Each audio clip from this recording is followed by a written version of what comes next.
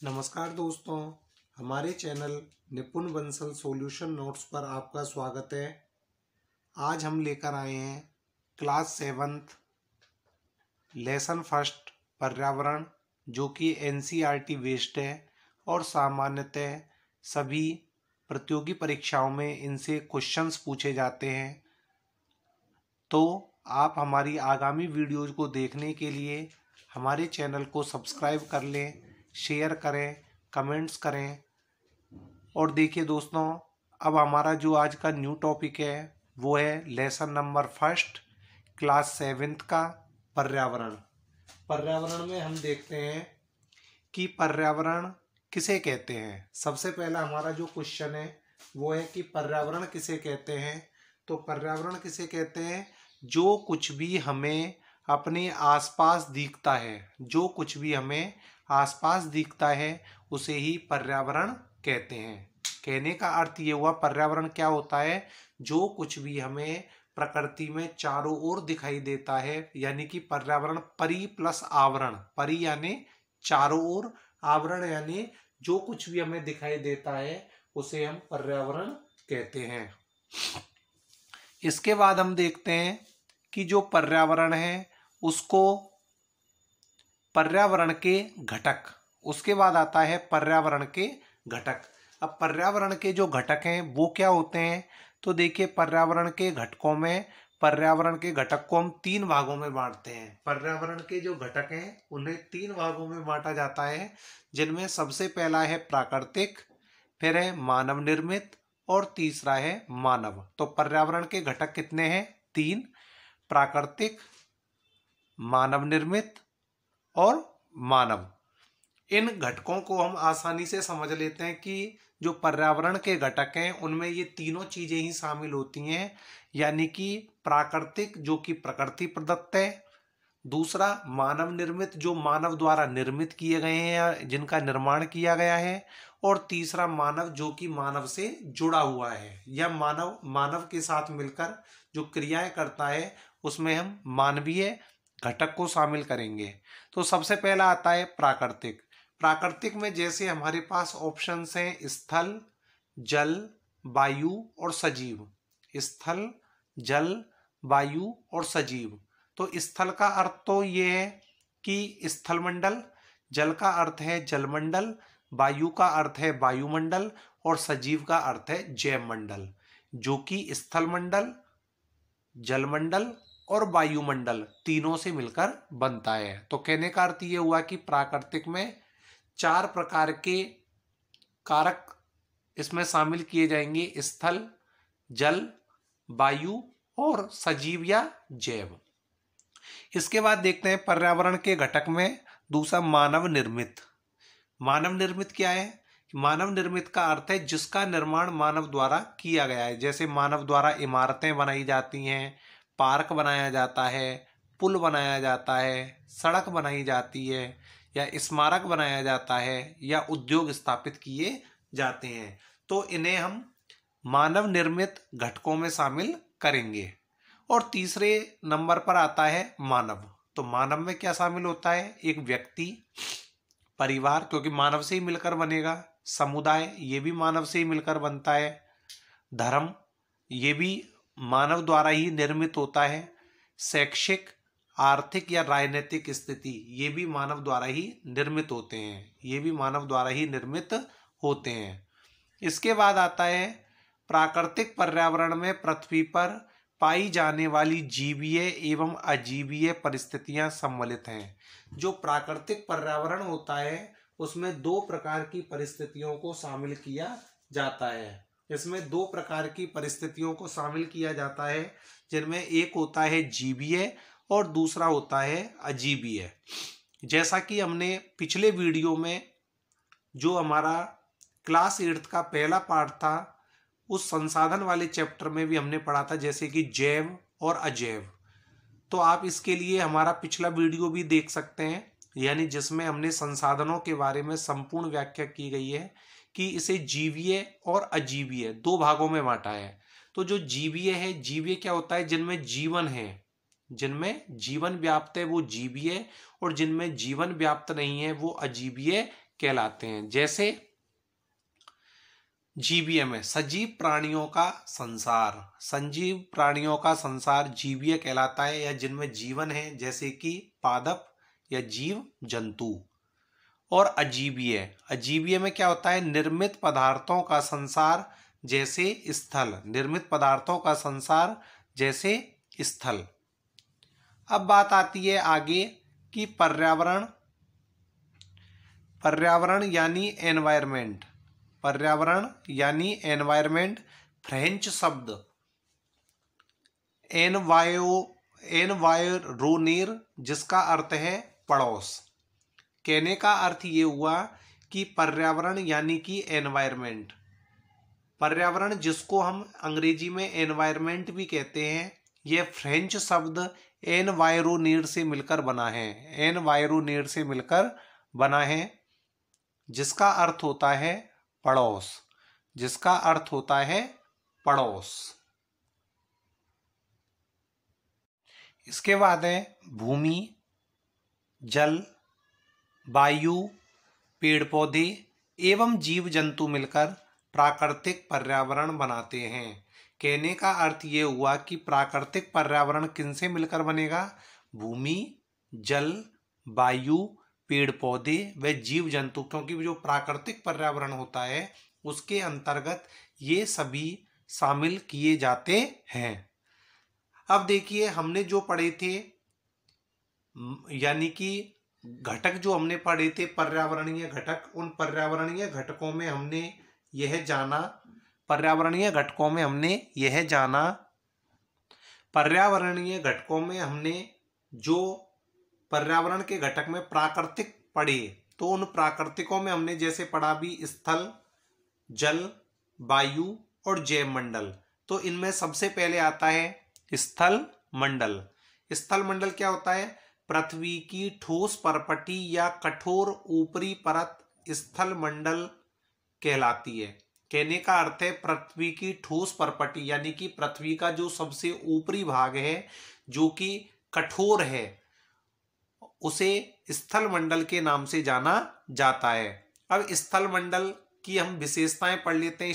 स्थल मंडल सामान्यतः होता क्या है, तो स्थल मंडल वह क्षेत्र है, स्थल मंडल वह क्षेत्र है जो हमें वन, कृषि एवं मानव बस्तियों के लिए भूमि और पशुओं को चराने के लिए घास स्थल प्रदान करता है। तो देखिए ध्यान से, स्थल मंडल वह है जो हमें यानी कि वनों को उगाने के लिए या कृषि करने के लिए या मानव के लिए घर बनाने के लिए जमीन देता हो, तथा साथ ही पशुओं को चराने के लिए हमें घास स्थल भी देता है, उसे ही हम स्थल मंडल कहते हैं। क्योंकि भवनों का निर्माण, वनों को उगाना, कृषि कार्य करना, ये सभी स्थल मंडल पर ही संभव है। और यह खनिज संपदा का भी प्रमुख स्रोत है, यानी कि जो भी खनिज प्राप्त किए जाते हैं वो भी हमें स्थल मंडल से ही प्राप्त होते हैं। और खनिज भी हमें किससे प्राप्त होते हैं, स्थल मंडल से ही प्राप्त होते हैं। इसके बाद आता है जल मंडल। इसके बाद है जल मंडल। जल मंडल क्या है, जल के क्षेत्र को जल मंडल कहते हैं, जल के क्षेत्र को जल मंडल कहते हैं। यह जल के विभिन्न स्रोतों जैसे नदी, झील, समुद्र, महासागर आदि विभिन्न जलाशयों से मिलकर बनता है। तो कहने का अर्थ ये हुआ कि जो जलमंडल है उसमें नदी, झील, समुद्र, महासागर आदि को शामिल किया जाता है और इन सबको सम्मिलित रूप से ही जलमंडल कहा जाता है। इसके बाद आता है वायुमंडल। वायुमंडल क्या होता है, पृथ्वी के चारों ओर फैली, पृथ्वी के चारों ओर फैली वायु की परत को वायुमंडल कहते हैं। क्योंकि जो वायुमंडल है वह पृथ्वी के चारों ओर फैला हुआ है। आप हमारी पिछली वीडियो में भी यह देख सकते हैं जिसमें हमने वायु के संगठन के बारे में जाना था। आप बताइए कि सर्वाधिक मात्रा में कौन सी गैस, सर्वाधिक मात्रा में कौन सी गैस वायुमंडल में पाई जाती है, या वायुमंडल में किस गैस की मात्रा सर्वाधिक है। वेरी गुड, नाइट्रोजन, यानी कि नाइट्रोजन 78% या जो नाइट्रोजन है उसका जो प्रतिशत है वो 78% है। वायुमंडल में 78% जो गैस पाई जाती है वह नाइट्रोजन गैस पाई जाती है।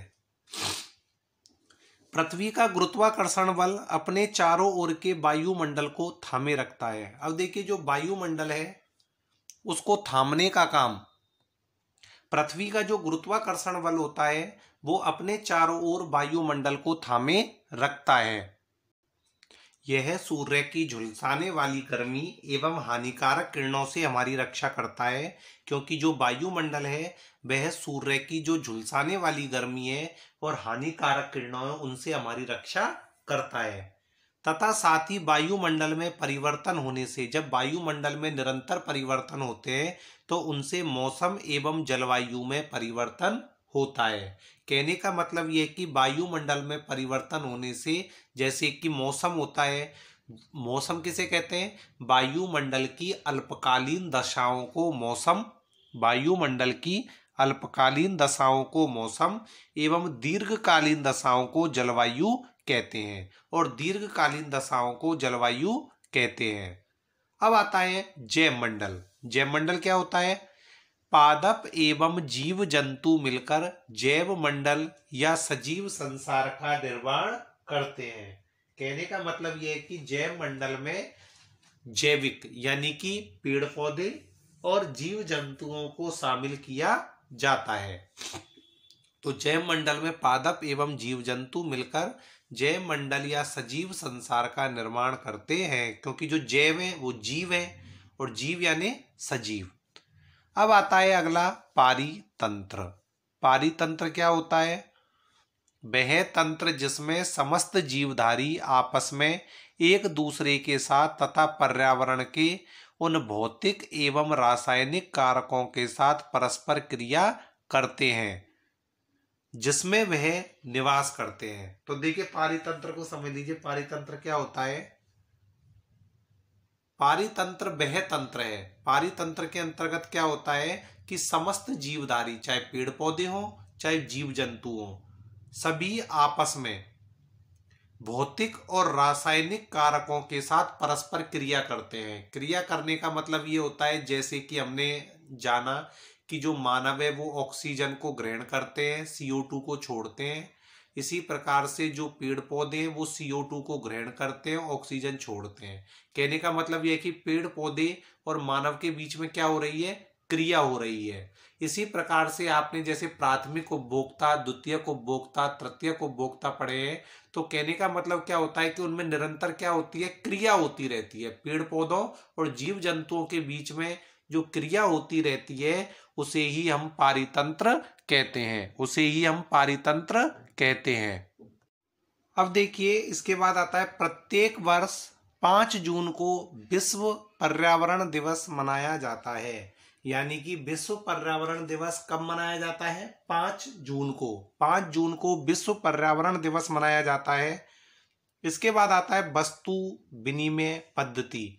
वस्तु विनिमय पद्धति क्या होती है? जब वस्तु के बदले वस्तुओं का आदान प्रदान किया जाता है या अदला बदली की जाती है जिसमें धन का प्रयोग नहीं होता, उसे वस्तु विनिमय पद्धति कहते हैं। जैसे कि ग्रामीण क्षेत्रों में गेहूं या विभिन्न प्रकार का जो सामान होता है, जैसे प्लास्टिक है, लोहा है, उसको देने के बाद हम सामान्यतः सब्जियां खरीद लेते हैं या अन्य वस्तुएं खरीद लेते हैं, उसे वस्तु विनिमय पद्धति कहते हैं। इसके बाद आता है मुद्रा विनिमय। मुद्रा विनिमय क्या है? जब वस्तु के बदले मुद्रा दी जाती है तो उसे मुद्रा विनिमय कहते हैं। जब वस्तु के बदले मुद्रा दी जाती है तो उसे मुद्रा विनिमय कहते हैं। अब देखिए, अब हम इनके क्वेश्चंस को जानने का प्रयास करते हैं। सबसे पहला जैसे हमारा क्वेश्चन है वो है पारितंत्र क्या है? पारितंत्र क्या है? तो आपने जाना कि पारितंत्र किसे कहते हैं? पारितंत्र वह तंत्र जिसमें समस्त जीवधारी आपस में एक दूसरे के साथ क्या करते हैं? भौतिक एवं रासायनिक कारकों के साथ परस्पर क्रिया करते हैं, जिसे क्या कहते हैं? पारितंत्र कहते हैं। अगला है प्राकृतिक पर्यावरण किसे कहते हैं। प्राकृतिक पर्यावरण किसे कहते हैं, तो भूमि, जल, वायु, पेड़ पौधे व जीव जंतु से प्राकृतिक पर्यावरण का निर्माण होता है। तो कहने का मतलब है प्राकृतिक पर्यावरण से आप क्या समझते हैं, प्राकृतिक पर्यावरण का अर्थ है भूमि, जल, वायु, पेड़ पौधे जब एक साथ एक स्थान पर विद्यमान होते हैं तो उसे प्राकृतिक पर्यावरण कहते हैं। अगला है पर्यावरण के प्रमुख घटक कौन कौन से हैं। पर्यावरण के प्रमुख घटक कौन कौन से हैं, तो आपने जाना कि पर्यावरण के कितने घटक होते हैं, 3, प्राकृतिक, मानव निर्मित और मानव। प्राकृतिक, मानव निर्मित और मानव। इसके बाद आता है जैव मंडल क्या है। जैव मंडल क्या है, तो जैव मंडल किसे कहते हैं, तो देखिए जैव मंडल किसे कहते हैं, पादप एवं जीव जंतु मिलकर जैव मंडल या सजीव संसार का निर्माण करते हैं। पादप एवं जीव जंतु मिलकर जैव मंडल या सजीव संसार का निर्माण करते हैं। अगला है स्थल मंडल क्या है। स्थल मंडल क्या है, तो हमने जाना कि स्थल मंडल किसे कहते हैं। स्थल मंडल वह क्षेत्र होता है जो हमें वन, कृषि एवं मानव बस्तियों के लिए भूमि एवं पशुओं के चरने के लिए घास स्थल प्रदान करता है। और यदि हम स्थल मंडल की परिभाषा जाने तो स्थल मंडल क्या होता है, पृथ्वी की ठोस परपटी या कठोर ऊपरी परत को स्थल मंडल कहते हैं। यानी कि पृथ्वी की ठोस परपटी या कठोर ऊपरी परत को स्थल मंडल कहते हैं। और इसका अंतिम क्वेश्चन है मानव निर्मित पर्यावरण के 4 उदाहरण लिखो। मानव निर्मित पर्यावरण के 4 उदाहरण लिखो, जिनमें जैसा अभी हमने जाना कि मानव निर्मित पर्यावरण का अर्थ है पर्यावरण में रहते हुए मानव जिन वस्तुओं का निर्माण करता है उसे हम मानव निर्मित पर्यावरण कहते हैं, जैसे कि इमारतें, पार्क, पुल, सड़कें, उद्योग, स्मारक आदि।